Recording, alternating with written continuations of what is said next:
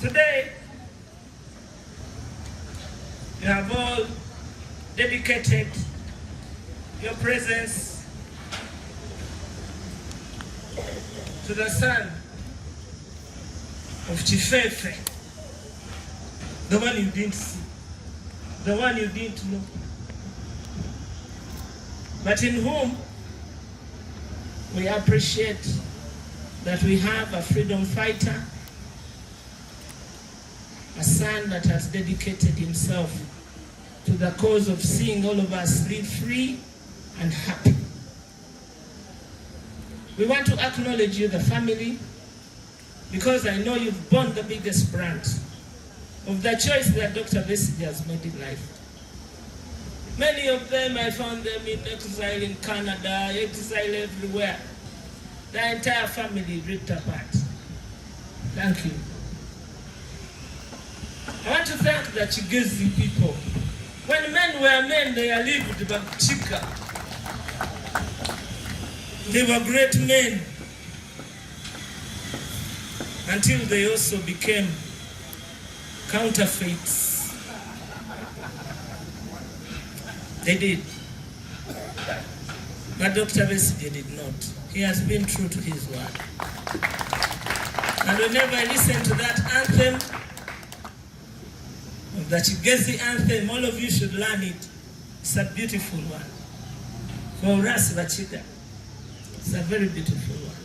It talks about the pride of the Bachiga, the resilience of the Bachiga, the honesty of the Bachiga,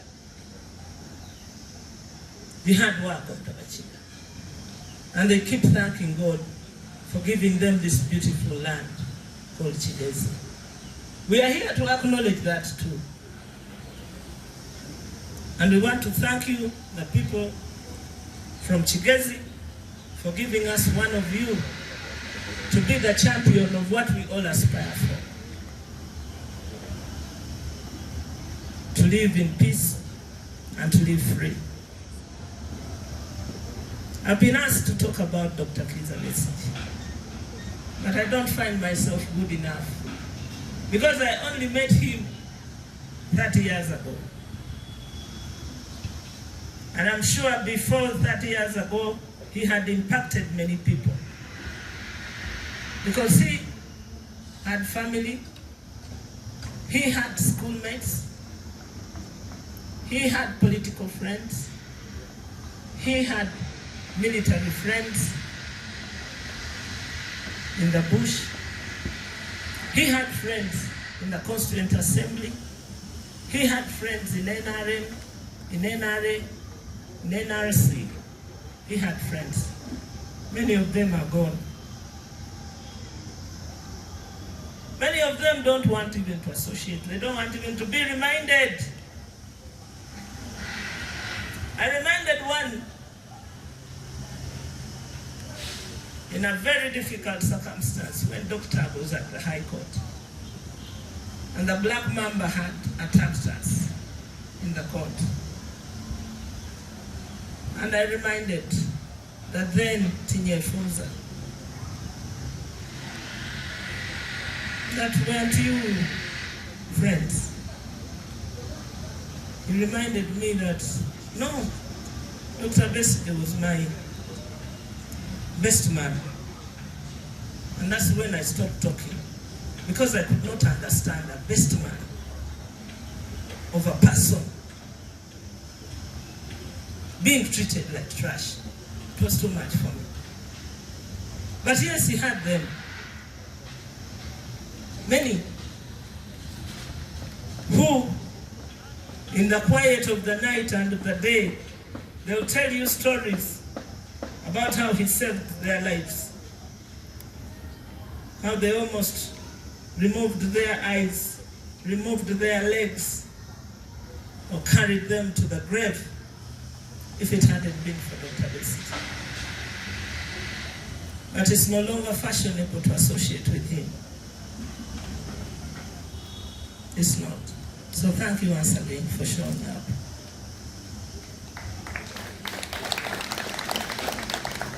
I wasn't there in the bush But I'm told it wasn't a disco. It wasn't a Kigezi. I wasn't there. The late Honorable Kazora used to tell me stories about that, how they stole people's cassava, how villagers kept them alive.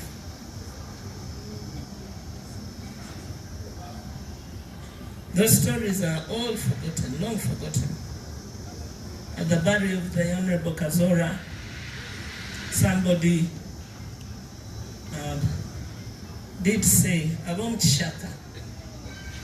And the kid said, "We don't want to know. Go to hell with your Kishaka." It is a forgotten part of our history. That loss of collective memory is so painful, because it was also at that burial that an elder pointed that there was somebody from that village, that one from that hill, somebody from the other hill. They had all gone to the Kishaka to fight to bring us where we are. People's children in their prime lives. One of which was retired Colonel Dr. Kigezi. While I'm covering myself comfortably in my bed at night, I keep wondering, does he have bed sheets in Luzira? Because he's not anywhere else, he's in Luzira. Just for clarity. When the priest was talking about that he's somewhere, if you're not aware, you could think he's dead. Not yet. He is in Luzira, stuck in a room. And for us who go to visit, I hope you have visited him. You have found time to visit him. If you haven't yet, please do. Whenever I go and look at and have to talk to him on phone across a glass barrier, I come home distraught. Because I wonder, what did he fight for? Whenever they are carrying him, like Joseph Kony just showed up on the street, I wonder why he wasted his intellect. And when people are cruising in Rolls Royces and Penconies in bulletproof cars, I wonder whether this is what kept you in the bush. I keep wondering. That part will be best said to the people who were there.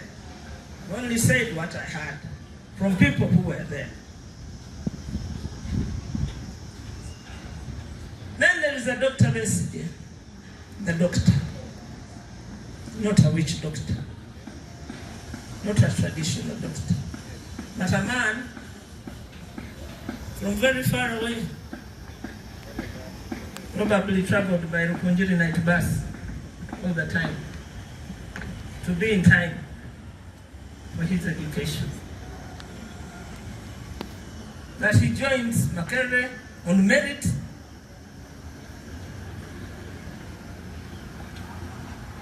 spends 5 years in medical school. Those days, guys who were in Galloway were really guys, eh? But yeah, you remember Galloway? Yeah. You remember, you forget these bushats that you find at Malago today, but Galloway was Galloway.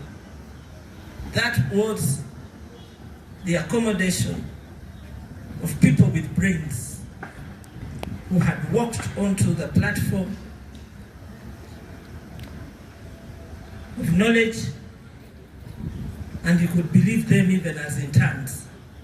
So to the professional, to the medical profession, you have a colleague, an accomplished colleague, who's rotting in prison at 70 years. he could be part of the required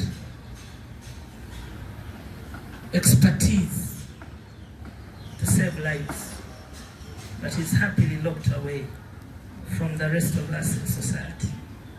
I know how many people have been recommended for further medical attention by him, who owe your lives to him, but who won't acknowledge him.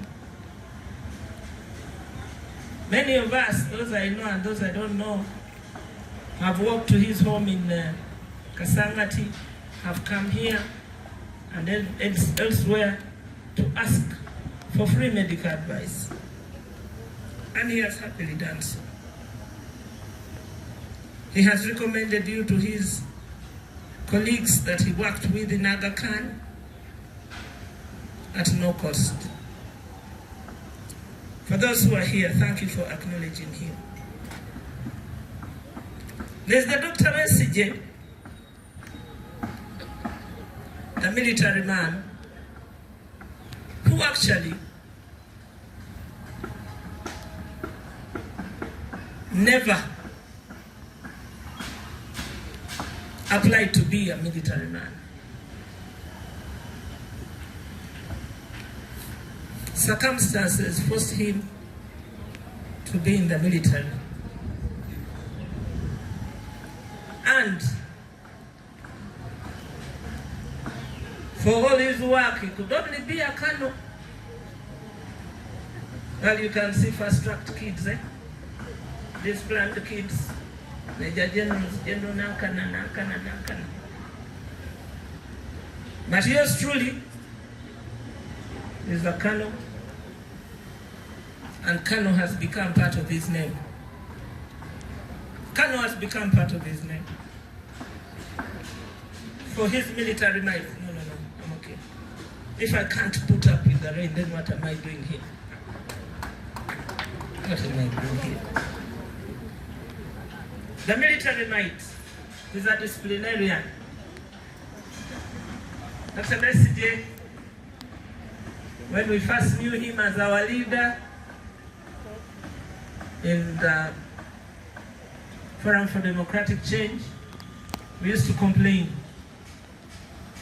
We had nothing beyond technical that we had in common.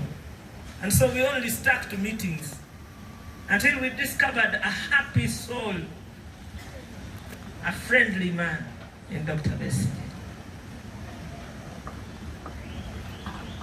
In 1999, Dr. Besigye authored a document on his reflections of what was going on. In the NRM, he had been in NRA, he had been in NRC, and he had also been a political commissar, meaning a political ideologue of any political ideology. He told us about how he was in charge of setting up the first local councils, resistance councils. He made many friends. He met many enemies as well. Because from his reflections in 1999, he recounted how the NRM was being manipulated. The broad-basedness was being manipulated. And how the politics was being manipulated. That brought him lots of trouble. And since then, the story hasn't changed. He has been in and out of prison. He has been to exile. And so, whenever I think of Dr. Besigye, I can only define him as an involuntary unifier. A unifier. And he has unified us. Welcome. Nice to have you, brother. Welcome. You know yourself. He is the involuntary unifier. And he has been at it for so long, to the point that he has gotten me mad. But whenever I think of myself, I say, who am I to be so angry with the world, to be so angry with colleagues? If Dr. Besigye has a deal, that's what I want to learn from him on his 70th birthday, and thank him for the political resilience of keeping us, collecting us all the time, because he has seen far beyond what we were able to see in the start. You can call him a prophet if you're religious, because for all the things that he told us, they have come to pass.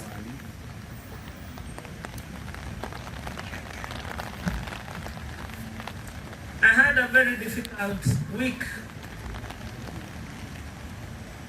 20 years ago when I was given the responsibility to be in the advance team to meet him in South Africa, where he had gone to exile. And the place was called Krugersdorp in South Africa. I carried the weight of an expectant nation to Dr. Besigye, and up till today I have not answered many of the questions that he put to me, together with the Honorable Professor Maurice Ogengalatibo. Who were we? Dr. Besigye's political encounters includes more than me, more than you. We have the living and the dead. Among them, Dr. Kigundu, Dr. Kigundu, Garuga, Simon Juba, and many, many more. If I was to give you the list, you would not celebrate this birthday. But in their honor, we want to thank Dr. Besigye for gathering all of us at that time, and continues to gather us at great personal cost. Great personal cost. For sure, the biggest thread of his life is patriotism.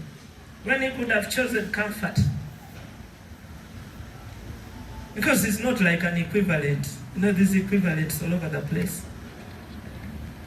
The academic equivalents were equal to what? What is a doctor equal to? When he could have chosen a very polished career and earned millions from it, removing your teeth, removing your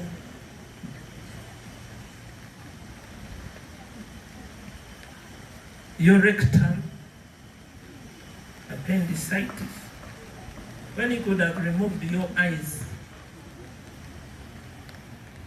amputated your legs, and whatever else medical doctors do, he chose to support the struggle for freedom. He told me a story. He told me a story of his encounter in South Africa with so many governments, so many. You can't believe how many. But everywhere. Asking him this, that. He could have chosen to be something else. But when we asked him to come home, he did. And thank you all for staying around him. Thank you all for coming today. And please continue coming. Finally, what we should take from here is that he's asking us that what lies ahead of us is worse than what lies behind us. And that our call of duty is to work together. We've tried everything. We've quarreled. Hey, guys. We've disagreed. Now we have shown that we are cleverer than him. What haven't you done to him? But he still calls us. That this country is crying out for us. Happy birthday, retired